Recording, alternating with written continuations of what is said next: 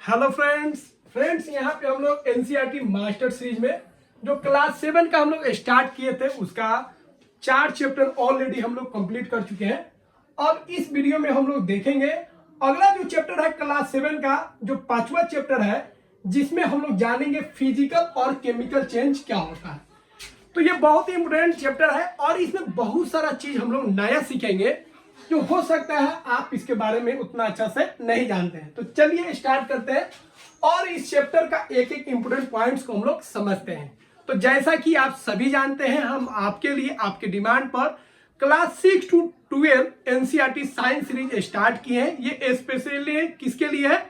तो ये विशेष रूप से स्पेशली यह है पीसीएस एग्जाम के लिए, यूपीएससी के लिए, बीपीएससी के लिए, एसएससी के लिए, आरआरबी के लिए, ठीक है। तो जो भी आप एंट्रेंस एग्जाम दे रहे हैं इंडिया में, सबका बेस जो होता है एनसीईआरटी होता है, ठीक है। और एनसीईआरटी आप अच्छा से नहीं समझ पाते हैं, इसीलिए आपके लिए हम लाए एकदम आसान भाषा में, जहां पे आपको चैप्टर वाइज कॉन्सेप्ट मिलेगा, उस पर बेस्ट फैक्चुअल क्वेश्चन भी मिलेगा और उसका एमसीक्यू क्वेश्चन भी आपको हम कराएंगे। तो चलिए स्टार्ट करते हैं और 5वां चैप्टर में हम लोग देखते हैं फिजिकल और केमिकल चेंज क्या होता है, ठीक है। तो फिजिकल और केमिकल चेंज को हम लोग अच्छे से समझेंगे। उससे पहले एक कॉन्सेप्ट हम लोग समझ लेते हैं, फिजिकल प्रॉपर्टी और केमिकल प्रॉपर्टी। तो देखिए, सब्सटेंस के अंदर कुछ प्रॉपर्टी होता है, जैसे उसका लेंथ क्या है, उसका मास क्या है, उसका वॉल्यूम क्या है, उसका डेंसिटी क्या है, वो कैसे रिएक्शन करता है, वो कैसे जलता है, इस सब को हम लोग बोलेंगे प्रॉपर्टीज बोलेंगे।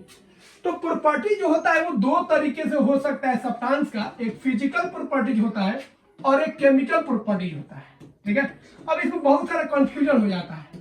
तो याद रखिएगा, केमिकल प्रॉपर्टीज का मतलब हो गया आपका रिएक्शन। क्या हो गया? रिएक्शन। तो जब भी रिएक्शन होगा तब पे वो केमिकल प्रॉपर्टीज कहलाएगा। रिएक्शन हो गया या बर्निंग हो गया, या इसी को आप कंबशन भी बोल सकते हैं। बर्निंग हो गया, रिएक्शन हो गया, बर्निंग हो गया, ये दोनों जो है ये आपका केमिकल चेंज होगा। बाकी जितना भी चेंज आ जाए, उसका लेंथ, मास, डेंसिटी, वॉल्यूम, कलर, ठीक है, उसका boiling point, melting point, freezing point, ये जितना भी चेंज आएगा भाई, ये सब को छोड़कर सब के सब क्या होगा? फिजिकल प्रॉपर्टी होगा। तो सब्सटेंस में जो चेंज आता है दो तरीके से आ सकता है, एक वो फिजिकली चेंज हो सकता है और एक केमिकली चेंज हो सकता है, ठीक है। तो सब्सटेंस में कुछ ना कुछ बदलाव होगा, क्योंकि नेचर का नियम ही है, हर एक सब्सटेंस में, हर एक मैटर में समय के साथ क्या होता है भाई? बदलाव आता है। हम लोग में बदलाव आया कि नहीं? कुछ समय पहले हम लोग क्या थे? छोटे थे, हम लोग भी बड़े हो गए, फिर और बड़े होंगे, फिर एक उम्र की तरफ बढ़ेंगे और बूढ़े हो जाएंगे। तो बच्चा से लेकर बूढ़ा तक एक परिवर्तन आ रहा है, एक चेंज आ रहा है। उसी तरह हर एक सब्सटेंस में समय के साथ कुछ न कुछ बदलाव आता है। तो उसके अंदर जो बदलाव होगा सब्सटेंस के अंदर दो तरीके से हो सकता है, एक फिजिकली और एक केमिकली। तो याद रखिएगा, जो भी लेंथ, मास, ठीक है, टाइम हो गया, सॉरी लेंथ, मास हो गया, ठीक है, कलर हो गया, डेंसिटी हो गया, ये सब में अगर कोई चेंज आता है तो हम बोलेंगे उसके फिजिकल प्रॉपर्टीज में चेंज आएगा, ठीक है। और केमिकल प्रॉपर्टीज मतलब वो रिएक्शन किया, उसको जलाया जा रहा है, ठीक है। तो क्या होगा? बर्निंग भी क्या रिएक्शन है। तो जहां पे रिएक्शन होगा तो समझ जाएगा वहां पे केमिकल प्रॉपर्टी का बात कर रहा है, केमिकल चेंज का बात कर रहा है। तो याद रखिएगा, फिजिकल चेंज का मतलब हो गया जब फिजिकल प्रॉपर्टी में बदलाव होगा। जब फिजिकल प्रॉपर्टी सब्सटेंस का बदलेगा तो ऐसे चेंज को हम लोग बोलेंगे, कौन चेंज बोलेंगे? फिजिकल चेंज बोलेंगे। और अगर सब्सटेंस का, ठीक है, केमिकल प्रॉपर्टी में चेंज होता है तो हम बोलेंगे जो सब्सटेंस में जो चेंज आया वो क्या है? Chemical change. तो केमिकल चेंज सिंपल याद रखना, रिएक्शन। रिएक्शन, जब रिएक्शन होगा तब केमिकल चेंज होगा। बाकी सारा केस में क्या होगा? फिजिकल चेंज होगा। जैसे फिजिकल चेंज का एग्जांपल देख लेते हैं। केमिकल चेंज में बस एक ही आपको ध्यान रखना है पॉइंट, ज्यादा इधर उधर नहीं भटकना है। रिएक्शन होना चाहिए, एकदम सब्सटेंस नया बनना चाहिए, ठीक है, जिसका फीचर जो एकदम नया है, पुराने से मिलता जुलता नहीं है। तो फिजिकल प्रॉपर्टीज में जो चेंज होता है उसमें कोई नया सब्सटेंस नहीं बनता है, बस उसका रूप बदल जाता है, सब्सटेंस वही रहता है।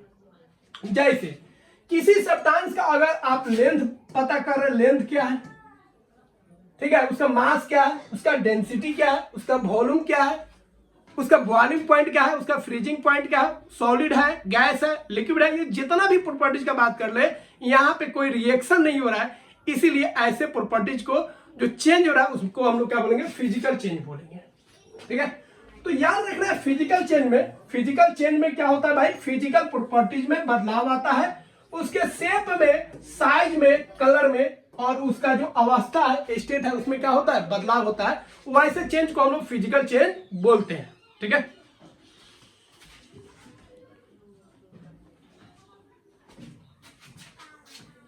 तो फिजिकल चेंज का क्या क्या प्रॉपर्टी है भाई, तो फिजिकल चेंज हम लोग समझ गए। फिजिकल चेंज में जो फिजिकल प्रॉपर्टी होता है वो बदल जाता है, जिसमें नया सब्सटेंस का कोई फॉर्मेशन नहीं होता है। तो याद रखिएगा, फिजिकल चेंज अगर सब्सटेंस में आ रहा है, इसका मतलब उसका फिजिकल प्रॉपर्टीज में बदलाव आ रहा है, लेंथ बदल जाए, डेंसिटी बदल जाए, वॉल्यूम बदल जाए, उसका मास बदल जाए, उसका मेल्टिंग पॉइंट बदल जाए, फ्रीजिंग पॉइंट बदल जाए, ये सब में अगर बदलाव आ रहा है, ठीक है, तो हम बोलेंगे फिजिकल चेंज हुआ। क्या चेंज हुआ, फिजिकल चेंज। अगर रिएक्शन होगा तो केमिकल चेंज होगा।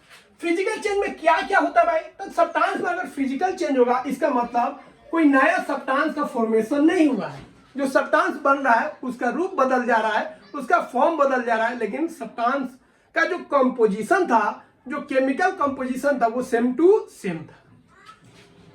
दूसरा ध्यान रखना है, फिजिकल चेंज होता है, टेम्पोररी चेंज होता है, कुछ देर के लिए होगा, फिर कुछ समय बाद वो वापस आ सकता है, नहीं भी आ सकता है। तो फिजिकल चेंज में याद रखिएगा, ये टेम्पोररी भी हो सकता है, जनरली ये टेम्पोररी होता है, और कुछ केस में ये परमानेंट भी होता है, याद रखिएगा। यहां से सीटेट में क्वेश्चन भी पूछा गया था। अगर हम बात करेंगे सब्सटेंस का, तो इसमें कोई नया सब्सटेंस नहीं बनता है, या जनरली क्या होता है, रिवर्सेबल होता है। रिवर्सेबल मतलब अगर वो बदल गया तो फिर वापस नहीं आ सकता, कुछ केस में, लेकिन बहुत सारे केस में वापस भी आ सकता है। तो ये जनरली क्या होगा, रिवर्सेबल होगा, मतलब वापस आ सकता है, लेकिन कुछ केस में यह क्या होगा, इरिवर्सेबल होगा, याद रखिएगा। इसीलिए यहां पे लिखे जनरली, जनरली मतलब समान तौर पे, ज्यादातर, ठीक है।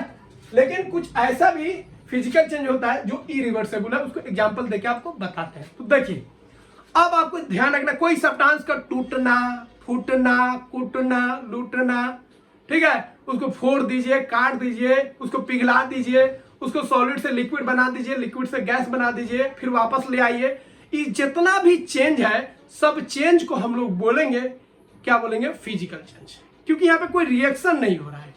ठीक है, तो ये आपको ध्यान रखना है। किसी भी चीज का मेल्ट होना, कोई भी सब्सटेंस अगर मेल्ट कर रहा है तो फिजिकल चेंज, वो अगर सॉलिड बन रहा है मतलब फ्रीजिंग हो रहा है तब भी वो फिजिकल चेंज, अगर वो वेपर बन रहा है तब भी क्या होगा, फिजिकल चेंज।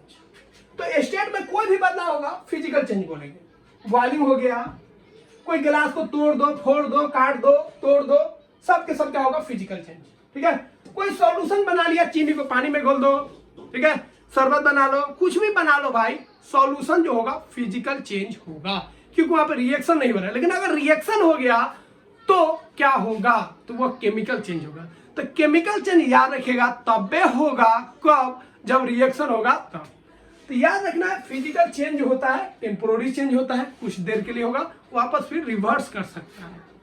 यह जनरली क्या होगा, रिवर्सेबल होता है, लेकिन कुछ केस में रिवर्सेबल नहीं भी हो सकता है। जैसे अगर हम कागज को फाड़ देते, ये कौन चेंज है भाई, ये आपका चेंज है फिजिकल चेंज, क्योंकि यहाँ पे नया चीज नहीं बना, लेकिन कागज को जला दे, जलाना, याद रखिएगा। अब केमिकल चेंज का कुछ नियम बता देते हैं। केमिकल चेंज का मतलब हो गया जलाना, किसी सब्सटेंस को जलाइए या कंबशन कराइए, रिएक्शन हो रहा है। कोई चीज में जंग लगना, रिएक्शन हो रहा है। फल का पकना, रिएक्शन हो रहा है, ठीक है। फूल, कली से फूल बनना, यहाँ पे भी रिएक्शन है, ठीक है। कैंडल का जलना और पिघलना, पिघलना फिजिकल चेंज और जलना केमिकल चेंज, ठीक है। तो ये जितना भी चेंज आपको बताएं, ये सब के सब क्या होगा, केमिकल चेंज होगा। खाना का पचना, केमिकल चेंज। खाना का बनना, ये भी क्या होगा, केमिकल चेंज, ठीक है। तो खाना का बनना मतलब ये नया रिएक्शन हो रहा है, उसके बीच में मॉलिक्यूल जा रहा है, पानी जा रहा है, तब जाके खाना पक रहा है, तो खाना का पकना क्या हो जाएगा, केमिकल चेंज। डाइजेशन जो होता है मतलब खाना का पचना, वो भी क्या होगा, आपका केमिकल चेंज होगा। ये हो गया आपका फिजिकल चेंज, ठीक है। इसमें शेप में, साइज में, कलर में, स्टेट में क्या होता है, बदलाव होता है। तो केमिकल चेंज आपको बता दिए। केमिकल चेंज में क्या होगा भाई, इसमें नया सब्सटेंस का फॉर्मेशन होता है। जो नया सब्सटेंस बनेगा वो पिछले वाले सब्सटेंस से एकदम अलग होता है, और रिएक्शन जरूर होगा, बिना रिएक्शन के केमिकल चेंज नहीं हो सकता है, कुछ ना कुछ रिएक्शन हो रहा है। और ये जनरली क्या होता है, ये जनरली इरिवर्सेबल होता है, लेकिन कुछ केस में कुछ ऐसा भी रिएक्शन होता है जो रिवर्सेबल होता है, ये रिवर्स कर सकता है और ये टेम्पोररी नहीं होता, ये परमानेंट होता है, ठीक है। लेकिन रिवर्स जब कर जाएगा तो उसको टेम्पोररी बोलेंगे। तो ये भी जनरली क्या होता है भाई, परमानेंट होता है, लेकिन कुछ केस में टेम्पोररी होता है। ये जनरली क्या होता है, इरिवर्सेबल होता है, वापस नहीं आएगा, लेकिन कुछ केस में वापस भी आ जाता है। तो इस वर्ड को ध्यान रखिएगा क्योंकि सीटेट इसी पे क्वेश्चन बना के फंसा देता है। यहाँ पे पॉइंट भी लिख दिया है, केमिकल चेंज होगा तभी होगा जब एक केमिकल रिएक्शन होगा। कोई केमिकल रिएक्शन हो रहा है, इसका मतलब आप जान जाइए क्या हो रहा है, केमिकल चेंज हो रहा है, ठीक है। जैसे rusting of iron chemical change है क्योंकि रिएक्शन हो रहा है। किसी पेपर को क्या, किसी भी चीज को जलाइए, कंबसन कराइए, क्या है, केमिकल चेंज होगा क्योंकि केमिकल रिएक्शन हो रहा है। फूड का पचना, यहाँ पे भी रिएक्शन होता है। दूध से दही बनना या मिल्क का, दूध का खट्टा होना, यह भी क्या है, केमिकल चेंज है क्योंकि यहाँ पे भी रिएक्शन हो रहा है। उसके बाद कोई पटाखा उटाखा अगर फोड़ रहे भाई, ठीक है, तो कोई पटाखा फोड़िए तब, ठीक है, कोई भी पटाखा फोड़ा, सस्ता हो या महंगा, उससे कोई लेना देना नहीं है। पटाखा हो, बम हो, एटम बम हो, हाइड्रोजन बम हो, कोई अगर ब्लास्ट कर रहा है तो वो आपका क्या होगा, वो आपका केमिकल चेंज होगा, ठीक है। और इसे लाइट निकलता है, साउंड निकलता है, हीट भी निकलेगा और गैस निकलेगा बहुत सारा। फूड का खराब होना, फूड का खराब होना, तो जो फूड खराब होता है, जैसे रेंसिडिटी जिसको हम लोग बोलते हैं, ऑयली जो फूड होता है वो खराब हो जाता है क्योंकि उसके अंदर ऑक्सीडेशन हो जाता है। उस फूड का क्या होता है, ऑक्सीडेशन हो जाता है, तो वो भी एक तरह का रिएक्शन है। तो फूड का खराब होना, यह भी क्या है, आपका केमिकल चेंज है। एप्पल को देखे होंगे, एप्पल को काट दीजिए, थोड़ा देर बाद छोड़ दीजिए तो क्या हो जाएगा, ब्राउन कलर का हो जाएगा। पोटैटो काटिए, उसको छोड़िएगा, इसका भी रंग बदल जाएगा। ब्रिंजल को काटिए, उसको छोड़िए, थोड़ा सा काला धाबा हो जाता है। तो ये सब के सब में एप्पल को काट दीजिए, उसको छोड़ दीजिए, केमिकल रिएक्शन हो गया, केमिकल चेंज होगा। पोटैटो को काट के छोड़ दीजिए, उसके अंदर भी क्या होगा, केमिकल चेंज हो जाएगा क्योंकि सब का ऑक्सीडेशन हो रहा है। क्या हो रहा है, ऑक्सीडेशन। तो एनसीईआरटी में साफ साफ लिख रहा है ये सब केमिकल चेंज होगा क्योंकि यहाँ पे ऑक्सीडेशन हो रहा है, मतलब ऑक्सीजन गेन कर रहा है, और ऑक्सीडेशन मतलब केमिकल चेंज, मतलब केमिकल रिएक्शन हो रहा है, ठीक है। न्यूट्रलाइजेशन, ये ऑलरेडी हम लोग पढ़ चुके हैं भाई। कोई एसिड और बेस अगर रिएक्ट करेगा तो उसको न्यूट्रलाइजेशन रिएक्शन बोलेंगे। जब नाम में है न्यूट्रलाइजेशन रिएक्शन, तो ये भी क्या हो जाएगा, आपका केमिकल चेंज हो जाएगा। तो फिर से आपको क्लियर कर दे, फिजिकल चेंज क्या होता है भाई। फिजिकल चेंज में फिजिकल प्रॉपर्टीज में बदलाव आता है, केमिकल चेंज में केमिकल प्रॉपर्टी में बदलाव आता है, ठीक है। फिजिकल चेंज जो होता है टेम्पोररी चेंज होता है, ठीक है, जनरली टेम्पोररी होता है। और जो केमिकल चेंज होता है वो टेम्पोररी क्या होता है, परमानेंट ही होता है ज्यादातर, एक्सेप्शन को छोड़कर। जो फिजिकल चेंज होता है, याद रखिएगा, रिवर्सेबल इरिवर्सेबल दोनों होता है, लेकिन जनरली क्या होगा, रिवर्सेबल होगा। केमिकल चेंज होता है जनरली इरिवर्सेबल होता है, लेकिन कुछ केस में रिवर्सेबल भी हो सकता है। सबसे मेन पॉइंट आप याद रखिएगा, एक तो आपको डिफिनेशन याद रखना है, फिजिकल प्रॉपर्टीज का चेंज होगा तो फिजिकल चेंज, केमिकल प्रॉपर्टीज का चेंज होगा तो केमिकल चेंज। तो केमिकल चेंज में एक पॉइंट आपको मेन याद रखना है, केमिकल रिएक्शन होगा, और फिजिकल चेंज में आपका कोई रिएक्शन नहीं होता है, स्टेट का बदलाव होता है, उसका रूप बदल जाता है, कंपोजिशन वही रहता है, ठीक है। और एक और आप ध्यान रखना है, जब फिजिकल चेंज में कोई नया चीज नहीं बन रहा है, जैसे पानी को आप फ्रीज कर दीजिए, बर्फ बना लीजिए, तो पानी से बर्फ बने तब, बर्फ से फिर पानी बना लीजिए तब, या पानी को वेपर वाष्प बना लीजिए तब, ये सब के सब पानी है, उसका फॉर्मूला कोई बदलाव नहीं होगा, H2O ही लिखेंगे। H2O लिक्विड में होता, H2O अगर बर्फ में होता, या H2O वेपर में होता, सब का फॉर्मूला वही होगा। आयरन को आप मोल्टन स्टेट में रखिए तब, या सॉलिड स्टेट में रखिए तब, उसका फिजिकल प्रॉपर्टीज बदला है, केमिकल प्रॉपर्टीज में कोई बदलाव नहीं है। तो केमिकल चेंज में नया सब्सटेंस बनता है, जबकि फिजिकल चेंज में कोई नया सब्सटेंस नहीं बनता है। अब हम लोग बात करेंगे, अगर केमिकल चेंज हो रहा है तो क्या क्या इंडिकेट करेगा। केमिकल चेंज हो रहा है मतलब केमिकल रिएक्शन हो रहा है। तो याद रखिएगा, अगर कोई केमिकल रिएक्शन हो रहा है, कोई अगर रिएक्शन हो रहा है तो बहुत सारा साइन वो देता है। जब रिएक्शन हो रहा है तो हो सकता है कि सब्सटेंस का कलर बदल जाए, या हो सकता है सब्सटेंस का स्टेट बदल जाए, अगर सॉलिड है तो लिक्विड बन जाए, लिक्विड है तो सॉलिड बन जाए, सॉलिड है तो गैस बन जाए, गैस है तो लिक्विड बन जाए, या गैस है तो सॉलिड बन जाए, कुछ भी हो सकता है। तो सब्सटेंस में अगर कलर का चेंज हो रहा है तो रिएक्शन हो सकता है। तो अगर कोई रिएक्शन होता है तो हो सकता है उसके कलर में चेंज आ जाए, सब्सटेंस के कलर में चेंज हो जाए, उसके स्टेट में चेंज हो सकता है। उसके बाद कोई रिएक्शन हो रहा है, इसका मतलब गैस निकल सकता है, हीट निकल सकता है, या हीट लग भी सकता है, एब्जॉर्ब भी हो सकता है। ठीक है, प्रेसिपिटेशन का भी होता है, अभी वो पॉइंट हम लोग नहीं समझेंगे। तो ये जनरली ये सब हम लोग देख सकते हैं। लाइट भी निकल सकता है, कहीं पे हीट निकलेगा, कहीं पे लाइट निकलेगा।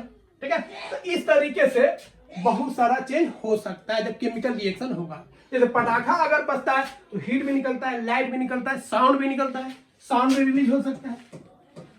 तो वही लिखे है, अगर कोई केमिकल रिएक्शन हो रहा है तो कलर में चेंज हो सकता है, कोई गैस निकल सकता है, हीट या लाइट एब्जॉर्ब हो सकता है या रिलीज हो सकता है। प्रेसिपिटेशन मतलब कोई सॉलिड का फॉर्मेशन हो सकता है जो सॉल्यूशन में नहीं घुलेगा, नीचे जाके सेटल कर जाता है, तो प्रेसिपिटेशन का भी फॉर्मेशन हो सकता है। जैसे दूध से दही बनना, वो प्रेसिपिटेट कर गया, सॉलिड फॉर्म में आ गया। ठीक है, हीट और लाइट निकलना, किसी भी कार्बनिक सब्सटेंस को, फ्यूल को जलाइएगा तो क्या निकलेगा भाई, हीट निकलेगा, लाइट निकलेगा। तो इस तरीके से कलर चेंज। ठीक है, तो अगर रोस्टिंग हो रहा है, आयरन का रोस्टिंग जो होगा उसमें कलर चेंज हो गया, तो बहुत सारे रिएक्शन में कलर चेंज हो जाता है। बहुत सारे रिएक्शन ऐसा है जिसमें गैस रिलीज होता है। जैसे कोई मेटल ले लीजिए, Na प्लस ACl के साथ रिएक्शन करा दीजिए, क्या हो जाएगा, NaCl प्लस H2, यहाँ पे H2 गैस निकलेगा। या जिंक के साथ करा दीजिए। अब हम लोग बात करेंगे दोनों में क्या क्या डिफरेंस होता है, फिजिकल चेंज में और केमिकल चेंज में। ठीक है, तो पहला हम लोग बात करेंगे फिजिकल चेंज। फिजिकल चेंज में बता दिए यहाँ पे कोई नया सब्सटेंस नहीं बनता है, केमिकल चेंज में नया सब्सटेंस का फॉर्मेशन होता है। ये यूजुअली क्या होगा, ये जनरली रिवर्सेबल होता है और ये जनरली क्या होगा, इरिवर्सेबल होगा। ठीक है, इसका बात करेंगे तो इसमें कोई आपको एनर्जी ज्यादा नहीं निकलता, थोड़ा बहुत अमाउंट में एनर्जी का चेंज होता है, लेकिन इसमें जो है अधिक एनर्जी का चेंज होता है। इसमें एनर्जी एब्जॉर्ब भी होगा, रिलीज भी हो सकता है। उसी तरह इसमें भी एब्जॉर्ब और रिलीज दोनों हो सकता है, लेकिन कम अमाउंट में। इसका एग्जाम्पल हो जाएगा मेल्टिंग हो जाएगा, बॉइलिंग हो जाएगा, फ्रीजिंग हो जाएगा, कोई स्टेट का चेंज हो गया। ठीक है, या कोई फिजिकल प्रॉपर्टीज में बदलाव आ रहा है तो फिजिकल चेंज हो जाएगा। इसमें क्या होगा भाई, रोस्टिंग ऑफ आयरन हो गया, कोई भी चीज को जलाइए। ठीक है, तो कोई भी केमिकल रिएक्शन कराएगा तो उसमें केमिकल चेंज होगा। अब हम लोग कुछ केमिकल रिएक्शन देखते हैं और उस पर क्वेश्चन पूछे जाते हैं, इसीलिए आप अच्छे से समझिएगा। ठीक है, तो थोड़ा सा क्वालिटी भी देखते रहे, मोबाइल से हो रहा है ठीक ठाक जा रहा है कि नहीं जा रहा है। चलिए, अब हम लोग बात कर रहे थे रोस्टिंग ऑफ आयरन। ठीक है, ये बहुत इंपॉर्टेंट है, रोस्टिंग ऑफ आयरन। देखिए, जब मेटल को हम खुला में छोड़ते हैं तो उसके ऊपर एक लेयर जम जाता है, उस लेयर को बोलते हैं क्रोजन। ठीक है, क्या बोलेंगे, क्रोजन, मतलब उस प्रोसेस को क्रोजन बोलते हैं। तो जब मेटल के ऊपर एक बाहरी लेयर चिपक जाता है तो इस प्रोसेस को बोलेंगे क्रोजन। क्या बोलेंगे, क्रोजन। उसी तरह आयरन को जब हम खुला में छोड़ते हैं और इसको मिल जाता है पानी प्लस ऑक्सीजन, पानी मतलब मॉइस्चर, उसको नमी मिल जाए, पानी मिल जाए, वो वेपर फॉर्म में हो तब या लिक्विड फॉर्म में हो तब, दोनों फॉर्म में हो जाएगा। तो H2O जो है आपका और ऑक्सीजन जब आयरन से कंबाइंड होता है तो इसके ऊपर एक लेयर बन जाता है जिसको हम लोग बोलते हैं रस्ट। क्या बोलते हैं, रस्ट, जिसको अपने भाषा में हम लोग बोलते हैं जंग।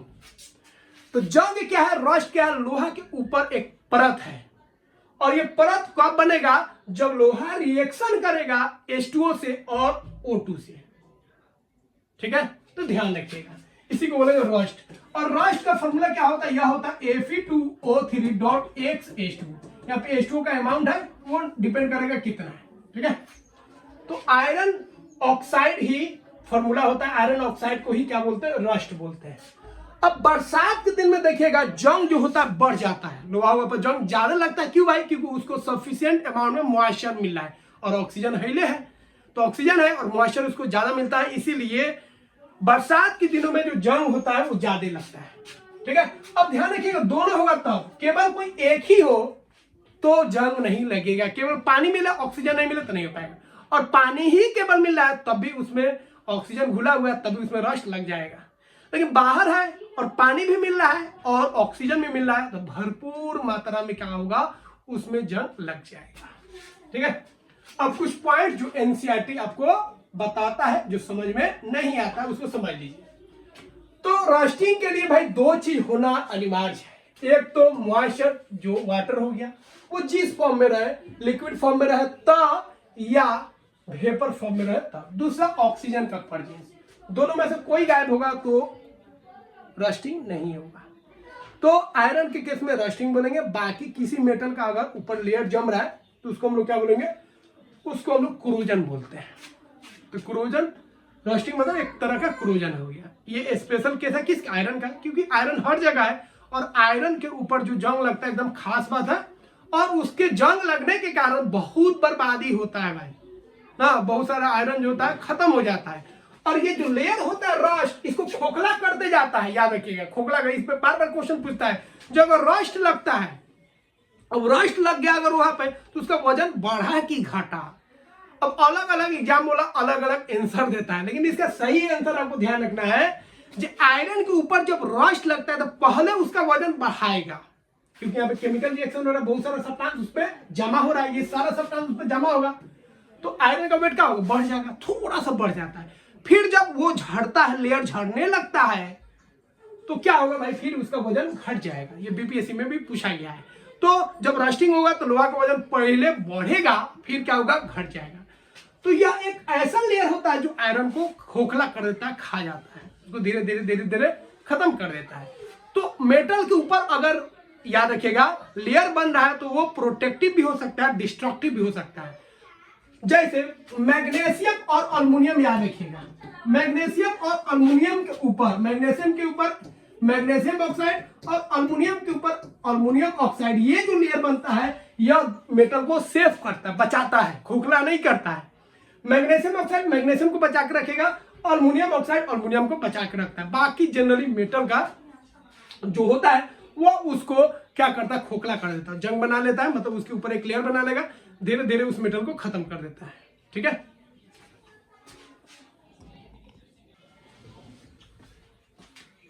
तो आपको बता दिया अगर मॉइस्चर ज्यादा होगा एयर में, ठीक है, तो इसका मतलब जो रोस्टिंग होगा वो फास्ट होगा। दूसरा मेन पॉइंट याद रखना है, अगर आप एक लोहे के टुकड़े को रखें समुद्री वाटर में, सी वाटर में, 1 लीटर सी वाटर लीजिए और उसमें एगो छोटा सा आयरन डाल दीजिए, और एक आप नॉर्मल वाटर लीजिए, ठीक है, किसमें ज्यादा जंग लगेगा, तो याद रखिएगा जो समुद्री पानी है, जो सी वाटर है, उसमें जंग ज्यादा लगता है, याद रखिएगा। तो the salt water makes the process of rust formation faster, याद रखिएगा। इसीलिए जहाज जो होता है पेंट वेंट करके भी रखते हैं, पूरा उसको सेफ रखते हैं, फिर भी जहाज के नीचे वाला जो पार्ट होता है उसमें जंग ज्यादा लग जाता है, क्योंकि जहाज कहां पे रहता है भाई, समुद्री पानी में रहता है, और समुद्री पानी जो होता है रोस्टिंग को क्या करता है, बढ़ा देता है, ध्यान रखिएगा। अगला है स्टेनलेस स्टील। तो देखिए स्टेनलेस स्टील का भाई एलॉय है, तो अगर हम मेटल का एलॉय बना देंगे तो उसमें जंग नहीं लगेगा, ठीक है, ब्रास हो गया, ब्रॉन्ज हो गया, ठीक है, तो उसके बाद स्टील हो गया, स्टेनलेस स्टील हो गया, ये सब मेटल का अगर हम क्या करते हैं एलॉय बना देते हैं तो क्या होगा भाई, उसमें जंग नहीं लगेगा। तो स्टेनलेस स्टील जो होता है याद रखिएगा, ये आयरन इसमें मेन होता है, आयरन के साथ कार्बन होता है, कुछ और भी एलिमेंट्स होते हैं जैसे क्रोमियम हो गया, निकेल हो गया और मैग्नीज होता है। तो आयरन जो बनता है, स्टेनलेस स्टील जो बनता है, आयरन, कार्बन और कौन कौन है आपका, क्रोमियम, निकेल और मैग्नीज। इसका ट्रिक आपको याद रखना है, फिकर नहीं मन को, फिकर नहीं मन को, ठीक है। आयरन हो गया, क्रोमियम हो गया, निकेल हो गया और मैग्नीज हो गया, और सी से आपको याद रखना है कार्बन, ठीक है। ये पांचों एलिमेंट्स मिलकर स्टेनलेस स्टील का फॉर्मेशन करता है, और इसमें जंग नहीं लगेगा, एलॉय में जंग नहीं लगता है। अब केमिकल रिएक्शन देख लीजिए रस्ट का। तो आयरन हो गया, आयरन जब रिएक्शन करेगा वाटर के साथ और ऑक्सीजन के साथ तो यही बनाएगा Fe2O3। इसका एक्चुअल में ऐसे होता है Fe2O3.X H2O, कितना H2O को गेन करना है, ठीक है, ये होता है। तो Fe2O3 को हम लोग क्या बोलेंगे, रस्ट बोलेंगे। इसका फॉर्मूला पूछ लेता है। और ये किस कलर का होगा, ब्राउन कलर का होगा, रेडिश ब्राउन।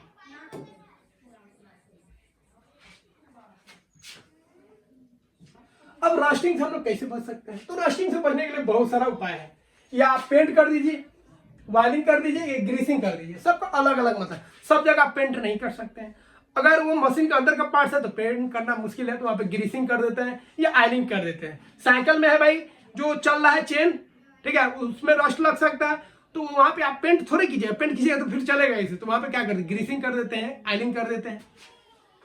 उसके बाद गैल्वेनाइजेशन, ये मेथड याद रखिएगा। गैल्वेनाइजेशन का मतलब होता है जब हम आयरन के ऊपर जिंक का लेयर बना देते हैं। जब आयरन के ऊपर हम किसका लेयर बना देते हैं, जिंक का लेयर बना देते हैं, तो इस प्रोसेस को हम लोग बोलते हैं, क्या बोलते हैं, गैल्वेनाइजेशन।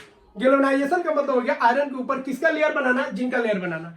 तो जिंक का लेयर अगर आयरन के ऊपर बना देते हैं तो जिंक क्या करता है, उसको रस्ट होने से बचा लेता है, ठीक है, किसको, लोहा को। एल्वाइन क्या है भाई, तो जब एक मतलब आयरन हो गया या कोई एक मेटल और नॉन मेटल या मेटल मेटल को मिक्स करके जब होमोजीनियस मिक्सचर बनाते हैं तो उसको हम लोग एलॉय बोलते हैं, ठीक है। तो आयरन को दूसरे मेटल के साथ अगर मिक्स करके एलॉय बना देते हैं, जैसे स्टेनलेस स्टील हो गया, ब्रास हो गया, ब्रॉन्ज हो गया, तो ये सब क्या करेगा, ये सब रस्टिंग से बचाएगा, उसके कोरोजन से बचाएगा। लेकिन हम यहाँ पे आयरन का बात कर रहे हैं, तो आयरन का हम लोग एलॉय बना सकते हैं, किसके फॉर्म में, स्टील के फॉर्म में, दूसरा स्टेनलेस स्टील के फॉर्म में। ये दोनों फॉर्म में हम लोग क्या कर सकते हैं, आयरन को सेव कर सकते हैं, ठीक है। और घर में जो भी हम लोग आयरन आर्टिकल्स होता है, जो घर में हम लोग लगाते हैं, स्पेशली खिड़की में, गेट वोट में, उसको हम लोग क्या करते हैं, पेंट के द्वारा उसको बचाते हैं, ठीक है।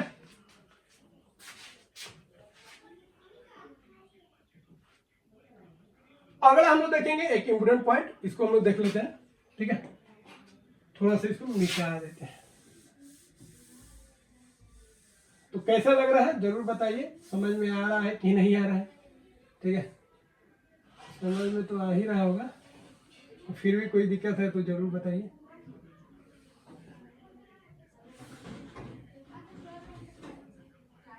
चलिए अब हम लोग देखेंगे, ठीक है, कॉपर सल्फेट और आयरन के बीच का रिएक्शन। देखिए कॉपर सल्फेट को हम लोग बोलते हैं ब्लू विट्रियोल। इसका फॉर्मूला भी याद रखिएगा, कॉपर सल्फेट .5H2, ये पूरा फॉर्मूला होता है। इसको हम लोग बोलते हैं कॉपर सल्फेट पेंटाहाइड्रेट, ठीक है। अब देखिए रिएक्शन हम लोग को पढ़ना आयरन और किसके बीच में, कॉपर सल्फेट के बीच में क्या रिएक्शन होता है, इसको हम लोग देख लेते हैं, ठीक है। देखिए जब हम कॉपर सल्फेट और आयरन के बीच में रिएक्शन करते हैं तो होता क्या है, आयरन जो होता है कॉपर से ज्यादा ताकतवर होता है।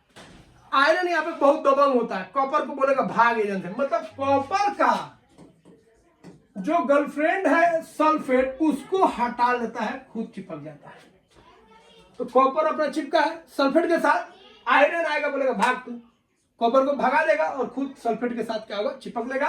तो यहाँ पे कॉपर अलग हो गया और सल्फेट के साथ कौन चिपक गया, आयरन चिपक गया। तो पहले ये जीव था किसका, कॉपर का, अब हो गया किसका, आयरन का। क्यों, क्योंकि यहाँ पे आयरन जो था ज्यादा दबंग था, तो यहाँ पे आयरन जो है ज्यादा रिएक्टिव है कॉपर से, कॉपर को साइड कर दिया। अब बदलाव क्या होगा, जब पहले कॉपर सल्फेट के साथ था, कॉपर किसके साथ था, सल्फेट के साथ। तो जब कॉपर सल्फेट के साथ था तो कलर क्या था भाई, कलर था ब्लू, कलर क्या था, ब्लू। लेकिन जैसे ही इसमें आयरन डाल दिए, कोई पत्ती उत्ती डाल दीजिए, ये वाला जैसे पत्ती है, पत्ती को डाल दिए, तो ये आयरन क्या किया, कॉपर को बोला भाग, चल जा तू, तो तेरा वाला मेरे साथ, ये खुद चिपक गया। अब कलर ग्रीन हो जाएगा, याद रखिएगा ग्रीन, अब ग्रीनिश याद रखिएगा थोड़ा सा, ठीक है, ग्रीन हो जाएगा, क्या हो जाएगा, ग्रीन। तो जब कॉपर सल्फेट आयरन के साथ रिएक्शन करेगा तो कलर में क्या चेंज होगा, पहले था कलर क्या था, पहले कलर था आपका ब्लू, अब हो जाएगा ग्रीन, ब्लू से ग्रीन, याद रखिएगा। अब ये कॉपर क्या करेगा, कॉपर आयरन के ऊपर जमा हो जाएगा, कॉपर किसके ऊपर जमा हो जाएगा? आयरन के ऊपर। अब कॉपर जो है आयरन के ऊपर जमा हो जाएगा, याद रखिएगा, ठीक है। तो अब दो चेंज याद रखना है। तो जब आयरन नेल को हम लोग ब्लू कॉपर सल्फेट सॉल्यूशन में डालते हैं तो रिएक्शन होता है और यह ग्रीन कलर का हो जाता है। कि ग्रीन कलर किसके कारण है ये याद रखिएगा, फेरस सल्फेट बनने के कारण। तो आयरन सल्फेट या फेरस सल्फेट के बनने के कारण जो कलर है वो ग्रीन हो गया, ठीक है। क्या हो गया? ग्रीन हो गया। और कॉपर जो होता है आयरन के ऊपर चिपक जाता है, किस कलर में? ब्राउन कलर में। तो ये जो आपका कॉपर जमा हुआ है आयरन के ऊपर, अब यह किस कलर का हो जाएगा? ब्राउन कलर का हो जाएगा। तो याद रखना है कॉपर सल्फेट ब्लू होता है, जब इसमें आयरन को डालेंगे आयरन कॉपर को बोलेगा भाग तू, खुद चिपक लेगा सल्फेट के साथ और कलर क्या हो जाएगा? ग्रीन हो जाएगा, ब्लू से ग्रीन। और कॉपरवा जो भागा है वो क्या करेगा? आयरन के ऊपर चिपक जाएगा और आयरन का कलर क्या हो जाएगा? ब्राउन कलर हो जाएगा। तो ये याद रखिएगा। अगला एक रिएक्शन है सब एनसीईआरटी का। अगला रिएक्शन है विनेगर और बेकिंग सोडा। तो विनेगर का फॉर्मूला आप जानते हैं CH3COH, ठीक है। फॉर्मूला यहाँ पे ध्यान नहीं रखिएगा, कोई दिक्कत नहीं है। तो विनेगर का हो गया आपका एसिटिक एसिड CH3COOH और बेकिंग सोडा का NaCO3, ठीक है। तो जब विनेगर और बेकिंग सोडा, एक हो गया आपका एसिड और एक हो गया आपका बेस, ये जब रिएक्शन करेगा तो कार्बन डाइऑक्साइड निकलेगा, सॉल्ट भी बनेगा, मतलब इसका रिएक्शन कराए तो, ठीक है। एक तो सोडियम एसीटेट बन जाएगा CH3COONA, अब प्लस क्या बनेगा? Carbon dioxide plus water. तो यहां पे आपको बस कार्बन डाइऑक्साइड से मतलब रखना है। तो जब विनेगर और बेकिंग सोडा रिएक्शन करता है तो एक तो सॉल्ट बनेगा sodium acetate, carbon dioxide release होगा। अब यह कार्बन डाइऑक्साइड को जैसे ही हम लाइम वाटर में डालेंगे, मतलब लाइम वाटर मतलब आपको बता दिए CaOH2, कैल्शियम हाइड्रोक्साइड को क्या बोलते हैं? लाइम वाटर या स्लेट लाइम बोलते हैं। तो जब विनेगर और बेकिंग सोडा मिला तो क्या बनाया? Carbon dioxide. और कार्बन डाइऑक्साइड जैसे ही लाइम वाटर के साथ रिएक्शन करेगा तो उसका कलर क्या हो जाएगा? दूधिया हो जाएगा, मिल्कनेस आ जाएगा। और वो मिल्कनेस किसके कारण आता है? तो ये कैल्शियम कार्बोनेट जो बना इसके कारण आता है। तो जब कार्बन डाइऑक्साइड रिएक्शन करेगा कैल्शियम हाइड्रोक्साइड के साथ तो यह बनाएगा CaCO3 प्लस H2O बनाएगा। अब जो दूधिया कलर हो गया तो याद रखिएगा कार्बन डाइऑक्साइड लाइम वाटर को क्या कर देता है? मिल्कनेस कर देता है, मिल्की कर देता है। तो स्लेट लाइम या लाइम वाटर मिल्की किसके कारण होता है? तो कार्बन डाइऑक्साइड के कारण होता है। किसके बनने के कारण होता है? तो याद रखिएगा ये कैल्शियम कार्बोनेट के बनने के कारण होता है, ठीक है। तो जैसे ही व्हाइट वॉशिंग आप कराइएगा तो 1-2 दिन तक चमक नहीं रहेगा, लेकिन जैसे ही जो स्लेट लाइम है व्हाइट वॉशिंग मतलब कैल्शियम हाइड्रोक्साइड लाइम वाटर, जैसे ही कार्बन डाइऑक्साइड टकराएगा 1-2 दिन में फिर आपका क्या हो जाएगा? शाइनिंग आ जाता है। तो व्हाइट वॉशिंग कराते समय शाइनिंग नहीं आएगा क्योंकि रिएक्शन नहीं हुआ रहता है। जैसे ही कार्बन डाइऑक्साइड व्हाइट वॉशिंग मतलब कैल्शियम हाइड्रोक्साइड के साथ रिएक्शन करेगा तो कैल्शियम कार्बोनेट बनेगा और एक अच्छा शाइनिंग आपके दीवार में आ जाएगा। तो ये मिल्कनेस किसके कारण आया? कार्बन डाइऑक्साइड के कारण। कब? जब ये लाइम वाटर के साथ रिएक्शन करेगा तब। किस परत बनने के कारण मिल्कनेस आया? तो कैल्शियम कार्बोनेट के बनने के कारण मिल्कनेस आया, ठीक है। ये पॉइंट ध्यान रखिएगा।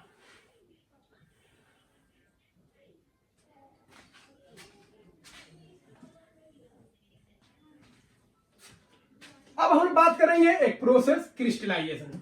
तो याद रखिएगा ऊपर वाला दोनों रिएक्शन था, केमिकल चेंज हो रहा था। क्रिस्टलाइजेशन जो है फिजिकल प्रोसेस है, सबसे मेन क्वेश्चन यही बन जाता है क्रिस्टलाइजेशन क्या है? तो याद रखिएगा फिजिकल प्रोसेस है। क्रिस्टलाइजेशन क्या है? क्रिस्टलाइजेशन का मतलब होता क्या है?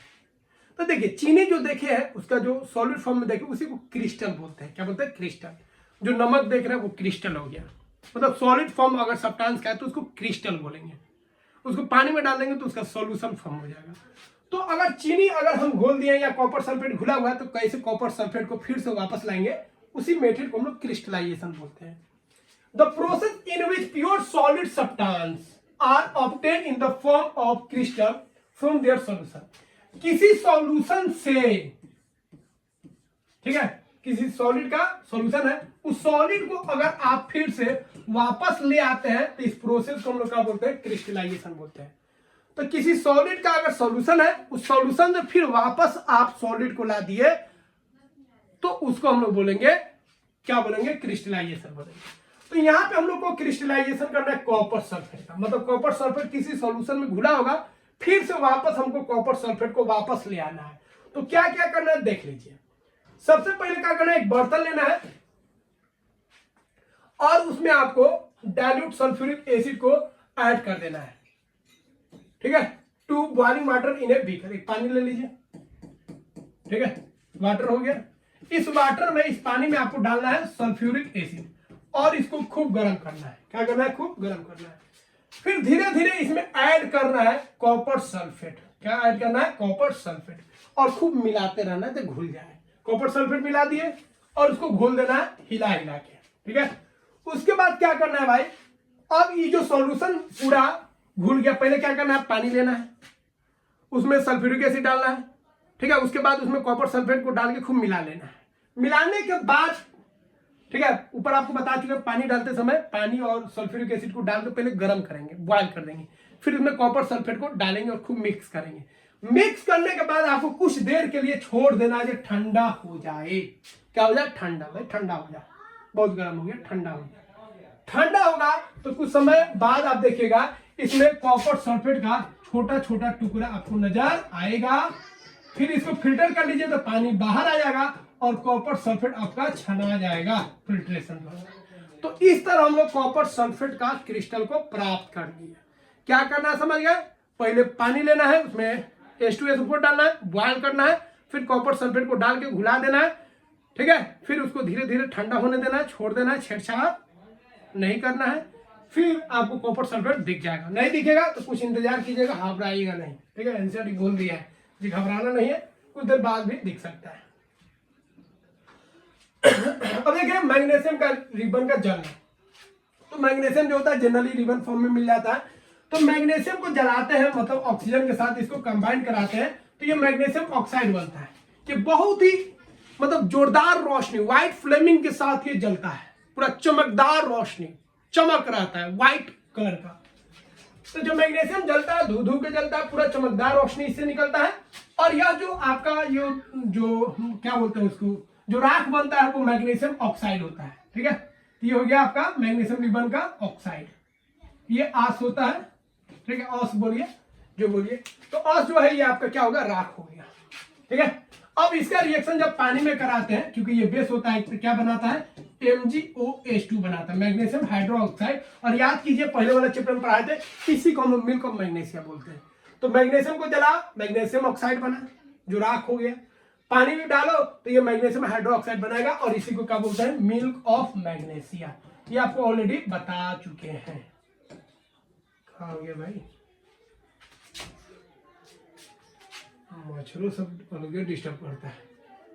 इन्हें काट ले भाई, 2-4 को काट, लेकिन इस बोर्ड को भाई छोड़ दो, बोर्ड को छोड़ दो भाई, बहुत दिक्कत है। 2-4 को काटना है तो काट ले, लेकिन इस बोर्ड को डिस्टर्ब मत।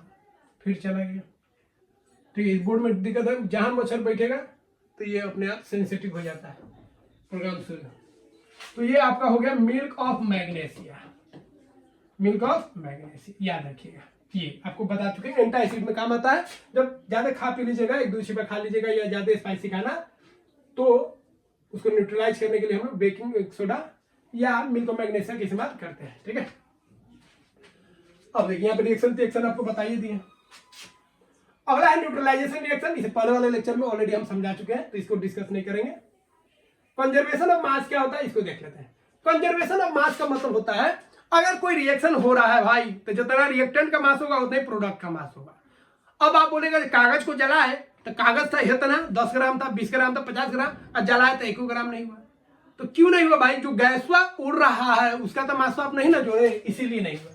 तो जब मैग्नीशियम एग्जांपल ले लीजिए, मैग्नीशियम को जब जलाएंगे तो क्या होगा, मैग्नीशियम ऑक्साइड बनेगा। मैग्नीशियम का वजन कितना होता है, 1 मोल ले लेंगे तो ये कितना हो जाएगा, 24 ग्राम हो जाएगा।